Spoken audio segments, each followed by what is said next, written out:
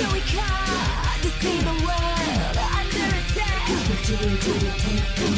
we go hard and never fail. We don't back down. You can't stop the fire we bring. Defending the world through aliens and things. It's the tubular. It's the tubular. It's the tubular. It's the tubular. It's the tubular.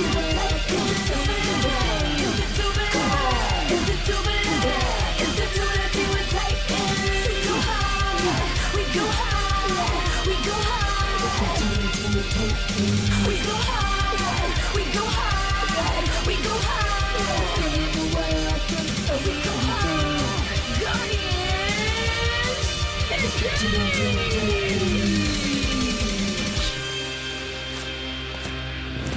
Ha-Nuel leads a group of volunteers across a weed-infested field.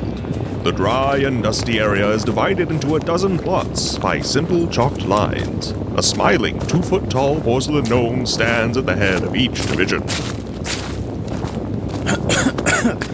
Sorry about the wind. Wind, everybody. Could you have picked a worse area for this stupid project? Reginald? You're the last person I'd expect to see at the community garden project. Helping others isn't really your thing. Johnny has me out here because he says I need to experience the entire life journey of what we cook. I have to go to stupid aquarium next weekend. How do you expect us to get everything done in a godforsaken dust storm? Don't you worry. Our combined positive energy will make short work of this little twister. Oh, are you kidding me?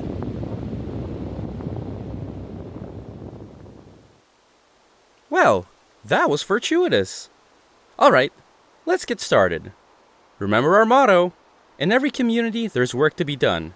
In every heart, there's the power to do it. This community garden is going to help a lot of less fortunate people and really make this area look beautiful. A classic win-win scenario. Each of you have been given a plot of land to work on. All we're trying to get done today is just clear out the weeds and maybe turn over the topsoil. What's with all the weird grinning gnomes? Pierpont and his Donzi of gnomes are the protectors of this garden. There's an old Slavic tale about it. What's the real reason?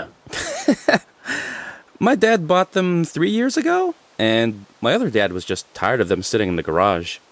The group works diligently to clear their respective plots of weeds, rocks, and any other debris that they may find. Ha-Nuel makes his way from volunteer to volunteer, encouraging each individual and assisting where needed. In just a few hours, the decrepit lot slowly begins to resemble an actual garden. Now that's what I'm talking about. Our garden started to look amazing. Amazing? You might want to get your eyes checked. Still looks like a dirt field to me. Reggie, you need to open your mind's eye. Don't just see what's in front of you, but what's to come. Have you been hanging out with Johnny? Because you're sounding a lot like him right now. Philosophy aside, why do you think Johnny sent you out here? It's probably because he got tired of me burning the zucchini fries. It's because this is going to be hard. He wants to know that you can stick with something no matter how difficult it gets. He's calling me a quitter? Whoa, I was doing 2-a-days for the varsity team in 105-degree heat, and I didn't quit then. That's because you wanted to do that. He knows you don't want to do this. Being altruistic just isn't in your nature. Look around you. Everyone here is here under their own volition. No one's being paid, and most likely, no one will ever recognize us for doing this. But we're here because it's the right thing to do. Whatever. If this helps me get off dish duty and Johnny actually lets me cook for once, then I'm here to the end. Not exactly the energy I was going for, but I respect the determination. The pink-clad teenager moves to the middle of the field and gestures for the volunteers to join him. In a few moments, he is circled by the group. All right, everybody. Let's get all the tools loaded back into Mr. Thompson's truck, and we can meet back here tomorrow morning. Hopefully by next weekend we can actually start planting things. The proud but fatigued group quickly loads the gardening instruments into the back of a pickup truck and all go their separate ways. As the last volunteer leaves the area, a crack forms near the garden gnome Pierpont. Like tiny tendrils, ley line energy creeps up the porcelain figure. In a flash, the miniature figurine is now a 2.5-meter tall gnome. Though it still wears the same bright-colored clothes and large hat, its joyful smile has been replaced with an evil grin. This was not gnome. This was not gnome at all. How are my brothers and I supposed to name a village in this dirt? Gnomes need grass. We need shade and trees. As the newly formed monster looks for a suitable habitat for his new home, 2 of the volunteers make their way back to the community garden. I'm telling you, I had my Walkman when we started today. No, you didn't. I totally would have noticed those oversized headphones on your head all day. I didn't see them once. I left them right over... What is that? I am the Vortex, Pest. And you are my new family. With a quick wave of its hand, 2 red Phrygian caps appear on the heads of the stunned volunteers. Their eyes glow a sparkling purple shade for a moment before returning to normal. In a trance-like state, the gnomified volunteers move to join the Vortex Pest. Come, my new siblings. Let us go gnome our new home. And once we gnome that, we'll gnome the rest of our family. Of course they skip out the one time they freaking promised me gas money.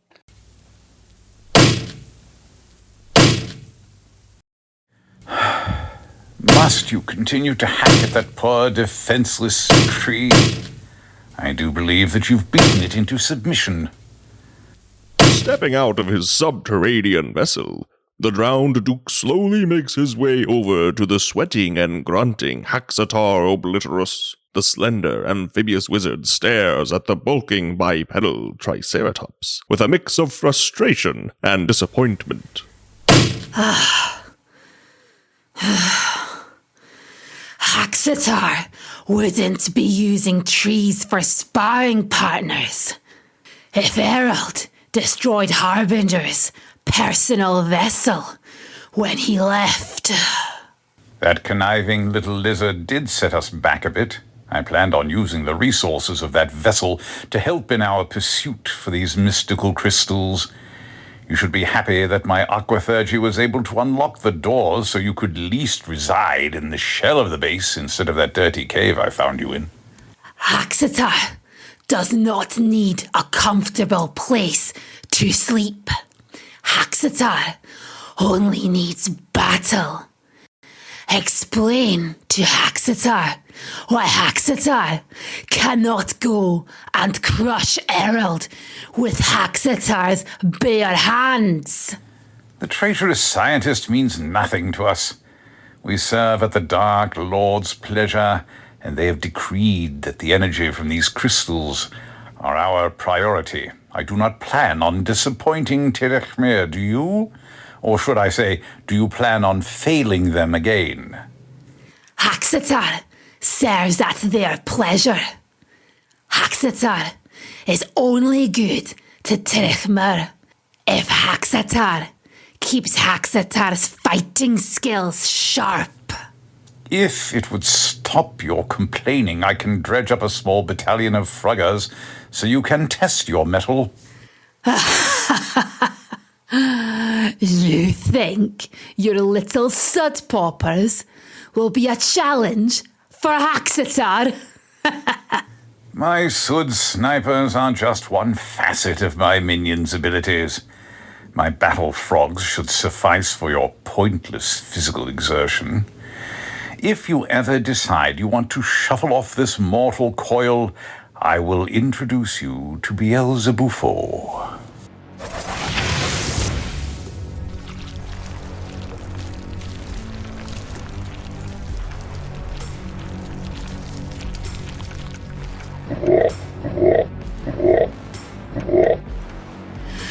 You know, Haxatar, will destroy these things. What do I care? They exist to serve me, nothing more.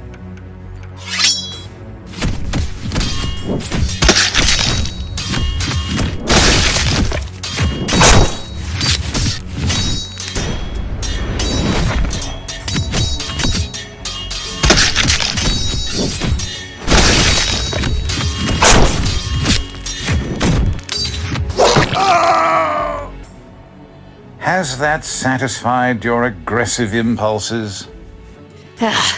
It did. Your puny warriors did not disappoint Haxatar. Let us turn our attention to our purpose on the surface. Our Lord requires these energy crystals, and I plan to shower them with an abundance when they arrive.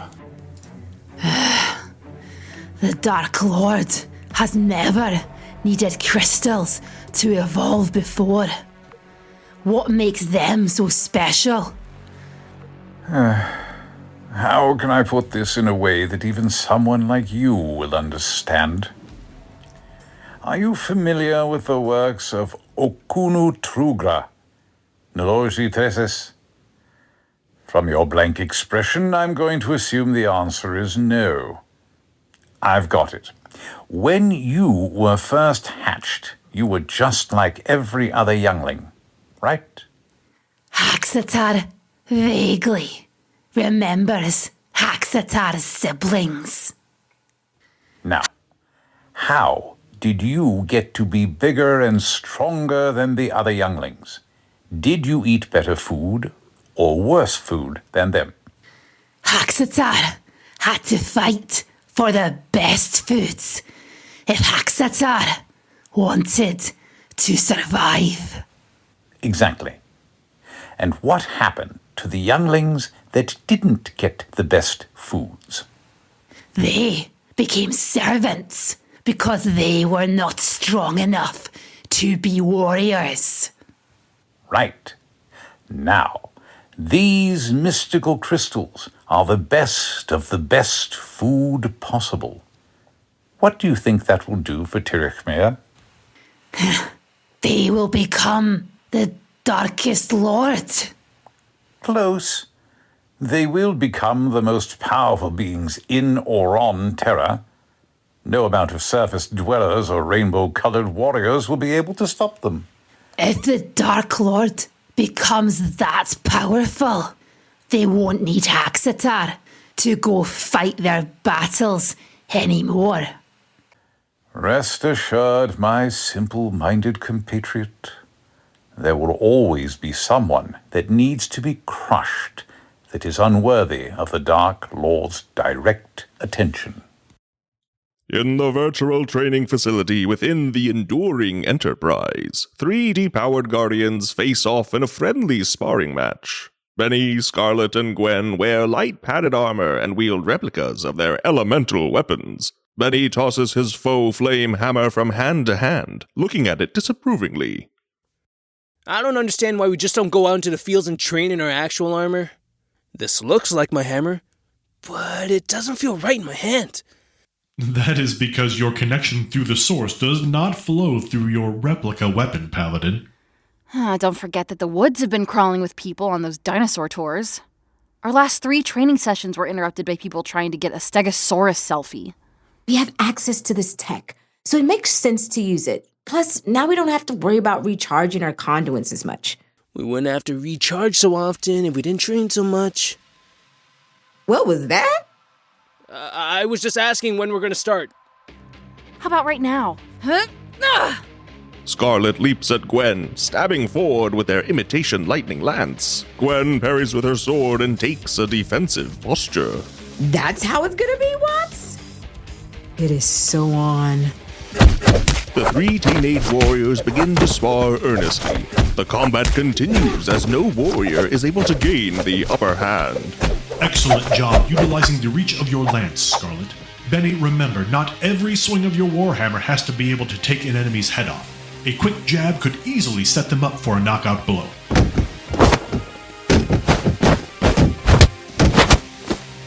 Gwen, you can't rely on parrying and counterattacks. You have to get aggressive. Take Take the fight to them. You're supposed to be the leader. It's pretty easy to play armchair quarterback. Trust me, I know what I'm doing. Fighting Goobles is not the same as going toe-to-toe with the Praetorian Guard or Tirich Mir's Honor Guard. If you wait for them to make a mistake, you'll end up losing or dead. Last I checked, because of my leadership, we've saved the city more than a half dozen times. If you think I'm so ill-prepared, come down and show me. Gwen, they're not questioning you. They're just offering advice. Seriously, they've been doing this a lot longer than we have. You've never had a coach ride you like this before? And Vahan calmly walks into the training area. They wordlessly walk by the teenagers and take a whip from the weapons rack before moving to the center of the room. Whenever you're ready, Ms. Avalon. Benny and Scarlett make their way to the far side of the training area, while Gwen squares up against their blue-skinned mentor. The two combatants lock eyes and stand motionless. I've got $20 on Pan. Oh, you're on. Gwen on a normal day is probably better than any of us. Pissed off Gwen is gonna kick some alien butt right now.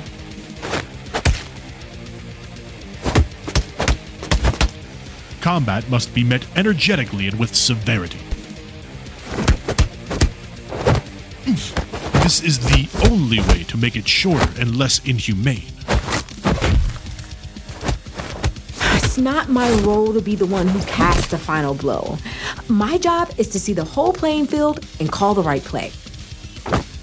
You've been doing this long enough to know no battle plan survives first contact with the enemy. Pan strikes out with their whip and entwines Gwen's sword. They try to wrest control of the weapon from their blue-clad component, but Gwen holds on. Not going to get my weapon that easily. Is Gwen actually pulling Pan towards her? I told you, aggro Gwen cannot be stopped. A small grin forms on Pan's face before they leap toward Gwen. Stumbling past her, they quickly use the rest of the length of their whip to secure Gwen's arms to her side. Your greatest foe, and whom you must chiefly combat, is within. Releasing their whip, Pan steps back from the frustrated Gwen. She quickly releases herself from the whip and hands it back to Pan as Benny and Scarlett join the fatigued duo. I almost had you! You know it! You're not the first to almost get me. Many have tried, less have come as close as you today. You should be proud. You actually remind me of C.L. Janie. Your wife? She was a warrior too? She was a warrior by necessity. She was an engineer by trade. She actually helped design your conduits and your titans. Whoa, sounds like she was as brainy as Jay. How did Guardian Prime end up with a nerd? One rarely chooses who they fall in love with. The source will guide you to the right one if your heart is open. Benny and Scarlett exchange a quick glance at one another. They both smile and return their gaze to Gwen and Pan. You three can go. I'm going to stay back for a little while. The sparring session has really shown me how rusty I am. Gwen, you want to come with us? Scarlett is buying me Thai food. Thai food? That smell's gonna be in my truck for a week. Thanks for the offer, but I promised Camille that we could play board games tonight. Plus, because my dad knows about me being a guardian, I think he likes me spending as much time at home as possible. The blue-skinned alien tries to catch their breath, but fails. Heavily dropping to their knees, they struggle to control their breathing. Gaia's holographic form materializes next to Pan and quickly kneels. Pan, are you okay? I just need a minute. We have to tell Jay about your worsening condition. No, and that is a direct order. If they know that I am this weakened, they won't finish working on my new conduit.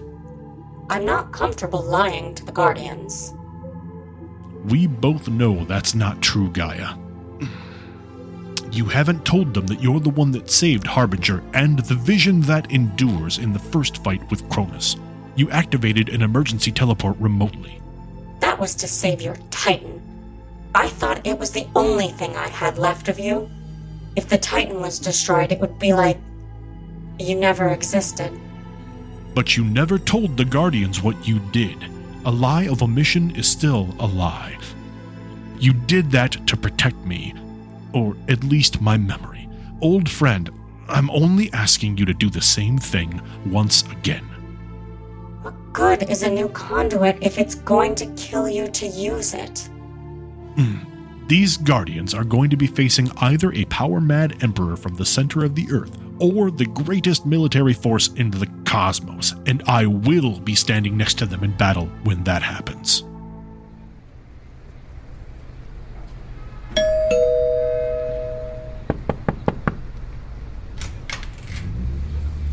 Why, hello, Ha-Nuel.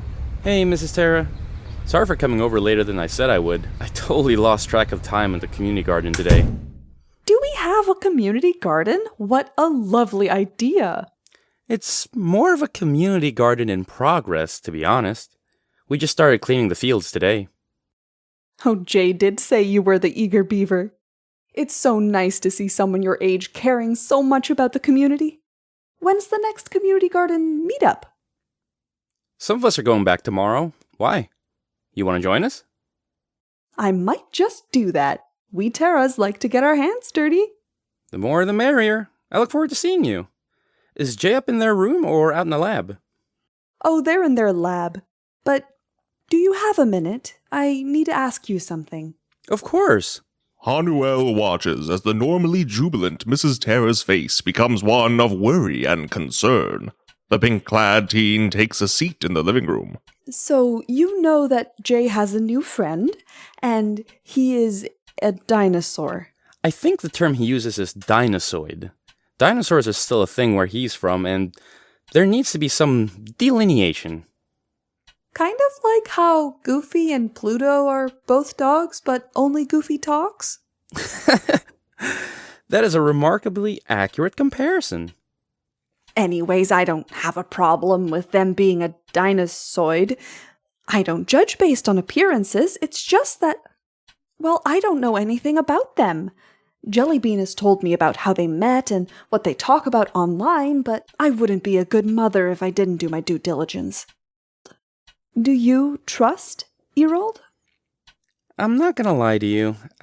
I didn't at first. It wasn't until Jay met them in person until I started feeling comfortable.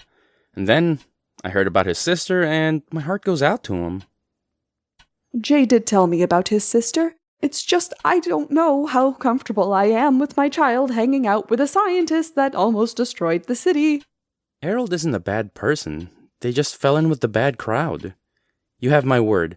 If I hear anything that doesn't seem kosher, I will tell you right away. Well, aren't you just the sweetest thing? Not only am I going to come help with the community garden, I am bringing cookies. What's your favorite? Almond cookies. Perfect. I will have a few dozen ready in the morning. When you get to the lab, could you remind Jay that dinner is going to be beef stroganoff?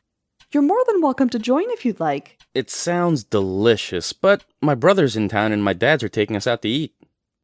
Ha-Nuel makes his way quickly to the backyard, where the large shed that serves as Jay's lab stands.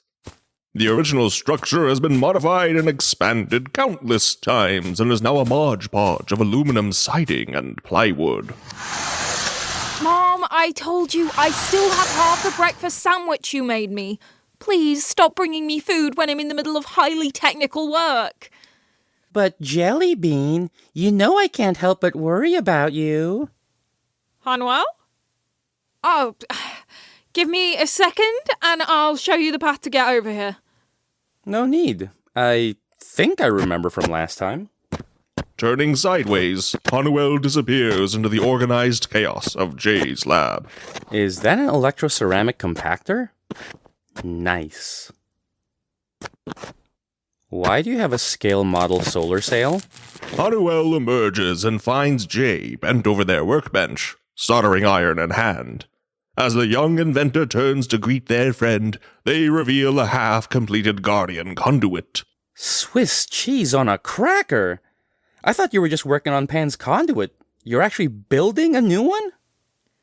That was my original task, but the more and more that I explore the possibility of trying to get a conduit to pull from the separate mystical source, the longer the math got. Jay gestures toward a whiteboard covered in almost indecipherable complex mathematical equations. I see what you mean. Is that Euler's identity? That would be correct. Did it help? Nope. Not one iota. Did you try a nanowave frequency shift in the radial wave defragmenter? That shorted out my entire house. And that is when I decided to try and repurpose spare parts from the Enduring Enterprise and try to tap into the source, since I have a working example of that already with our conduits. Aren't you worried about potentially decreasing our powers? I mean, if we're all tapping into a certain elemental source, what is Pan gonna tap into? Well, I'm hoping to be able to spread his power source equally amongst all of the elements. I don't know if we should be playing with the source like this. It's either this or leave Pan powerless. And if half of what he said is true about either Tirich Mir or the Praetorian Guard, we're gonna need all the help we can get. You're not wrong. 2 halves equals a full truth. That's just math. Are you sure there's no other viable option? Jay gets up from their workbench and moves over to one of their homemade laptops. With a few quick keystrokes, they bring up a chart that shows 5 wave patterns. So this, for all intents and purposes, is how our elemental powers work. The energy flows through the ley lines around the globe, and when we use our powers, our weapons, or our titans, we pull from this source. However, it takes a while for the source to replenish itself, which is why we're only really allowed to recharge it most once per 24-hour cycle. Yeah, I remember Gaia explaining this to us. The chart definitely helps. Wait. The pink-clad teen reaches over Jay's shoulder and points to a single data point on the chart. What's that? That, my observant friend, is an anomaly. It doesn't flow in a wave like our power does. It's more of a pulse. A frustratingly inconsistent pulse. So there could be another power source for Pan to use? Oh, crap. Do you think it's the vision that endures? No. That Titan was powered by the original Praetorian source. This is something else. Let's stop putting the cart before the horse. There's no need for us to focus on figuring out what the energy source is unless we have a working conduit to tap into it with. The 2 teens return to the workbench and work in tandem, slowly and meticulously piecing together what they hope will be a working Guardian conduit. Johnny Dakota steps back and admires his food truck. The eccentric entrepreneur has just finished painting the sign of his latest endeavor. A bright green lime acts as the ampersand between the words lime and punishment. Dragon Cove is gonna go bonkers for these sick citrus treats. Though I do wonder how sour is too sour. Gotta find that right level of punishment. Johnny takes another contemplative step backward and nearly runs into the oncoming Desdemona. The usually smug face of Desdemona is now one of frustration and anger. Where is he? Well, I'm gonna need a little clarity, for I do not know the he that ye is seeking. Don't start that hippie nonsense with me, Johnny. Where is Reginald? He was supposed to meet me at Noah's Bakery, and he completely no-showed on me. No one has ever stood me up. I sent my culinary apprentice on a spiritual quest. He's trying to get in touch with our ingredients to make him better understand the craft that is cooking. You sent him to the grocery store? Close, but no. Where does our food come from before it is at the grocery store? You sent him to the truck yard? No. Can you just tell me already? He's shredding at the new community garden. Ha-Nuel and a bunch of volunteers are clearing a field to make it an area where people can grow their own grub. I figured it was a way for him to get in touch with the roots of the food process that makes up life. You mean to tell me he went to go dig in the dirt instead of hanging out with me? Maybe young Mr. Thaddeus just spaced on your plans today? I have forgotten how many things I have forgotten. Oh, that was deeper than I intended it to be. Anywho, no need to take it so seriously. No, this is exactly what happened with Gwen and Ha-Nuel. They started trying different things and hanging out with different people, and then they left me. They stopped liking me, and they left. If that's how he's going to be, then he's dead to me. I made him. I can make another Reginald. Whoa there, dudette. You've gone straight nuclear. I'm gonna need you to chill a few notches. A friend forgetting an appointment doesn't mean they don't dig you anymore. Oh, yes, that is exactly what I do when I like someone. I cut them out of my life completely. Clearly, this isn't about the cinnamon rolls at Noah's. We go once a month to Noah's together, and we sit, and we decide who is and is not worth talking to. We get very large coffees, and we split a slice of red velvet cake, and we gossip, and I eat the whole cake, and he never tells anyone. The idea is righteous, though the purpose is gnarly. Desdemona, ever since you helped me get this new food truck after my darling Clarice met her heroic end. Johnny pauses and looks out toward the bay where he drove his food truck into the magma squid to help the Guardians defeat the massive kaiju attacking the city. I felt a kinship with you. It was like fate had decided that our paths should be entwined. Ew, you are way too old and too poor for me today. Well, stay with me here.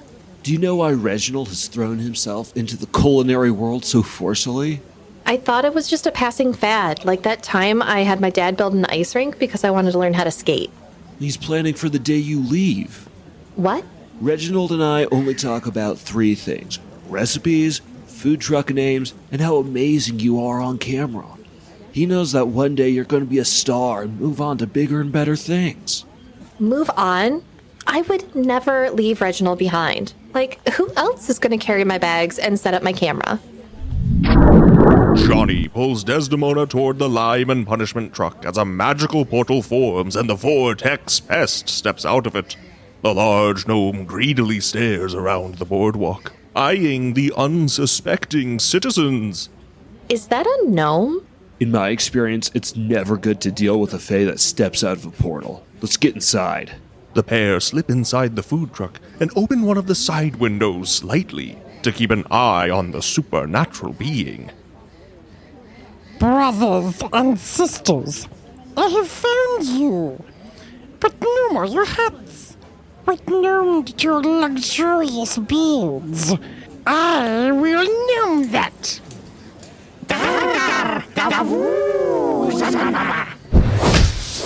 All the citizens on the boardwalk freeze in place as colored hats appear on their heads, and beards of various lengths sprout from their chins. Their eyes glow purple for a moment before returning to normal. Let's go, family. Our 2 brothers are gnome at work and gnoming our village, and they could use a gnome. Where did everybody go? Elsewhere, Ha-Nuel, Reginald, and the rest of the volunteers are working diligently trying to convert a weed-infested field into a community garden. Emir and Blake, don't overfill the garbage bags. We don't want them ripping when we move them to the truck. Bethany, you have to put those gloves on. Trust me, you don't want blisters. I thought you said there would be more people today. We're missing some of the losers from yesterday. We're never gonna get this done. I did notice Mark and Adam weren't here, and it looks like we're missing a lawn gnome? Who steals a lawn gnome? Bunch of savages in this town. Anyways, nobody likes to clean up portions of these projects. Once we clear out a majority of the brush, people will come in and when it's time to turn over the soil and seed. What? If they're not here doing the work, then they don't get to plant seeds in our garden. I like that you're taking ownership, but that's just the nature of volunteerism. It was the same with the beach cleanup, the animal shelter, and the boardwalk recycling program. Do you ever sleep? I get the recommended 8 hours of sleep a night. This rosy complexion doesn't happen by accident. It's just about scheduling and sticking to it. I think that's Mrs. Terra? She said she might stop by and bring us some cookies for everyone. Cookies? It looks like she brought an entire buffet. How many boxes she taken out of her trunk? Let's go give her a hand. Mrs. T, I'm so glad you can make it. What's all this? Well, I finished baking all the cookies, and then I realized that cookies aren't a meal. You're all out here in the sun working hard to give back to everyone else. So I figured you all deserved a proper lunch. So I made a 12 box lunches for everyone. Everyone gets sandwiches, some chips, some fruit, a bottle of water, and of course, a few cookies. Aw, you didn't have to do all this. Shut up, man. It's free food. The boxes with the G are gluten-free, and the V means it's vegan. And of course, all of them are prepared peanut-free. The two teens help Mrs. Terra unload and organize the food she has brought in for the volunteers. They are so focused on their task that they are unaware of the portal opening in the middle of the community garden. More family to gnome home. Let's gnome up everyone. Our happy village is not going to gnome itself, you gnome.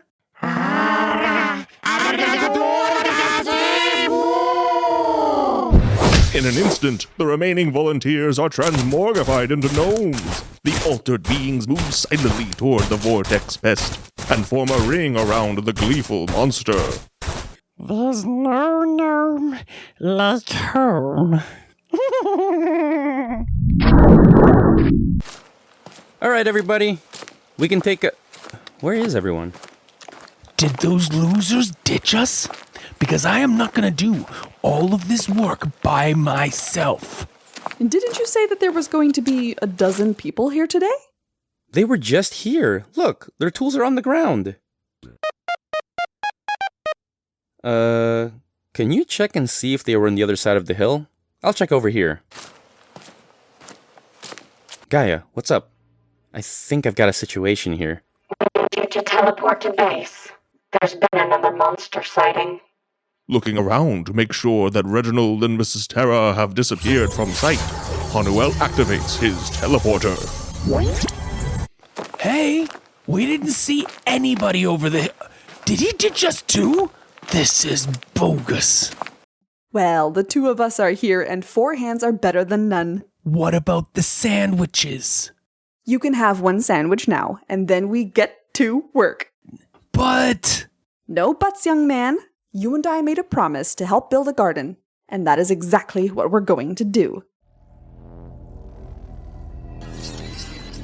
The drowned Duke stares deeply into his mystical floating orb. Indecipherable images flash for brief moments on the Water Wizard's viewing globe as they search for another font of wild magic. An impatient Haxatar Obliterus paces back and forth near them. Haxatar doesn't understand why we are not out hunting down this wild magic. When Tirich Mir asked Haxatar to hunt down the Vortex, Haxatar did not sleep and rode 2 steeds into the ground. There's a time for violent bravado, and there's a time for subtlety. This is the latter. Ladder, if the drowned Duke needs to reach something, Haxatar is more than tall enough.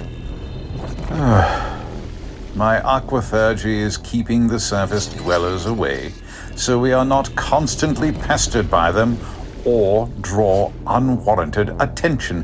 What do you think would happen if you went stampeding through their city? They would all tremble at the sight of the mighty Haxatar Obliterus. Perchance. They may also alert these guardians of our presence or gather whatever resembles a military force on the surface. Do we not want to ensure victory for our Dark Emperor? Fine. Haxatar sees your point. Haxatar will not disappoint Tirich Mir again. If you just give me a moment more, I should be able to... There. That is what we seek. Appearing on the drowned Duke's mystical viewing orb is the Vortex Pest and the small group of gnome-converted Dragon Cove citizens. That is what you want Haxatar to kill? I would prefer it not to be deceased when it arrived. But I do know how you get in the midst of battle. Either bring me this creature or the crystal that powers it. The Triceratops dinosaur quickly and confidently begins to move away from his compatriot. Without breaking stride, they pick up their sword and sheath it on their back. To ensure your victory, take these. The drowned Duke throws out a handful of Frogger spheres, and the lumbering Haxatar is joined by a mixture of rifle-wielding stud snipers and muscular battle frogs. You're not joining the hunt? No. The Dark Emperor will soon be here, and I must create a worthy throne room. Back aboard the enduring Enterprise, Ha-Nuel steps out of a portal and quickly joins his teammates. The four of the Guardians are joined by Pan and the holographic Gaia. I know you said it was a monster emergency, but I just had a dozen people disappear in the middle of a field. Oh no, my mom? She's fine. I left her with Reginald. I don't think I'd ever call being left alone with Reginald as being fine. I believe your problem might be connected to the monster as well. Gaia, play the recording from Johnny again. Hey Gardarinas, I know you said not to use this doohickey unless it was an emergency, but we just had a gnome just up and appear out of Nowheresville and snatch everyone on the boardwalk. Called itself the Vortex Pest and said it was taking everyone home. Did he just say it looked like a gnome? A lawn gnome would not be the weirdest thing we fought. I think I know the gnome. Pierpont was one of the lawn gnomes we had at the community garden. It was missing today, along with two of my volunteers. Wild leyline energy must have turned it into a GeoMonster. GeoMonster? It was either that or lanesters? Which just doesn't flow off the tongue as well. You made the right choice. So, this GeoMonster is taking citizens, turning them into gnomes, and then taking them home? Do we know where his home is? We've been unable to track it as it seems to step in and out of dimensions on a whim. Does that mean we're just gonna sit here and wait for it to extend its family? What else can we do? Until it decides to attack again, we're shooting in the dark. Could it be going to planes where we meet the Titan spirits? It is using the same energy. Let's hope not, Sentinel. Continually disrupting the source can have disastrous results. It theoretically could be a pocket dimension. The fact that it seems to be easily accessible means that it's not a separate dimension. So it's like an invisible bubble? A moving invisible bubble. What about Erald? Jay, you said that he knows more about leyline energy than anyone. Could he help? I was going to ask him, but I wasn't sure if everyone would be okay with it. Why? We've hung out with him a few times, and it hasn't been weird. Creepy on occasion, but not too weird. Hanging out is one thing, but inviting him into Guardian stuff is a little different. Do you trust him? Of course. And we trust you. Jay quickly types into one of the keyboard terminals, and in moments the face of Erald appears on a large monitor. Jay, my apologies. I thought our next session was scheduled for tomorrow. I haven't had time to peruse the next chapter of our book. You started a book club and didn't invite me? Is it really a club if it's just the two of them? Well, hello. I didn't realize you were all here. It's truly an auspicious occasion when the Guardians call. Erald, what do you know about pocket dimensions? I don't recall Tirich Mir utilizing them. There is no conclusive mathematical or experimental proof. that would show that pocket dimensions exist. That being said, I know there are a few of the Dark Lord's wizards that store small items in undetectable pockets. Could anyone hide an entire building or a dozen people? The power to accomplish that would be incalculable. Are you truly facing a creature with this power scale? I would love an opportunity to analyze it. Can't analyze what we can't find. This last vortex seemed to appear, snatch people, and disappear before we could even notice it. That is quite the predicament. Theoretically, I could... No, that couldn't possibly work. What if I...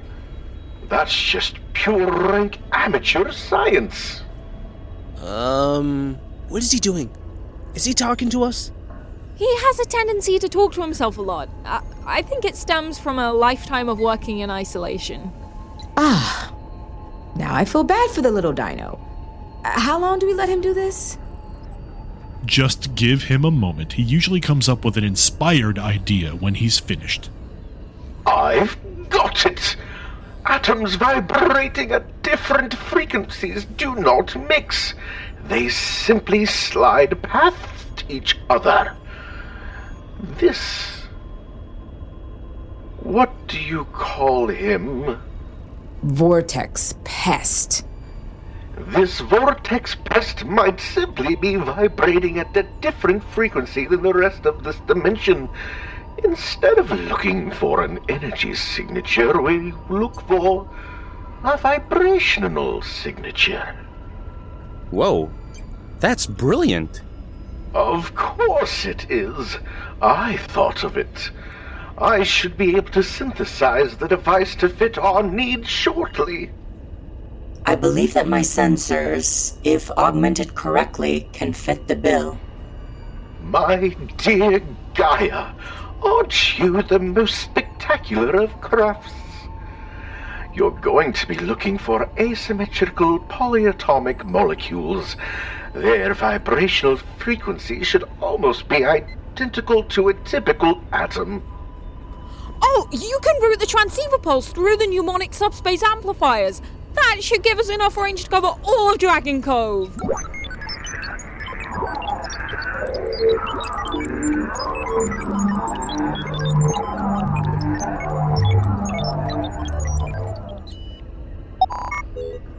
I believe we have located a possible location of the Vortex Pest. That looks like the woods near Van Loika Lake. Gaia, open a portal to that location. If by chance you capture the beast, I would love to study it. Dude, you're not coming? Yeah, you helped find it, and we might need your brain power. Gaia, open a portal for Erald as well.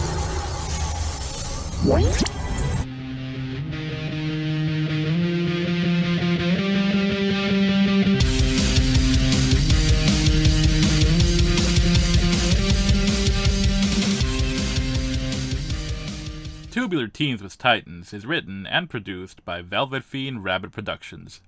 Our theme song, Thunder Sword, is written and produced by Ahmad Judah and Joe Chasm, with lyrics and vocals by Keisha Wallace. If you liked what you just heard, please head over to the podcast service of your choice and leave us a rating and a review. It truly helps more people find the show. Tubular Teens with Titans features the vocal talents of... I'm Briar Zachary, and I play the Druidic Defender, Terra. My name is Chris Van, and I play the Pyre Paladin, Benny Humo. I'm Tim Loika, and I play Storm Sentinel, Ha-Nuel Yasao.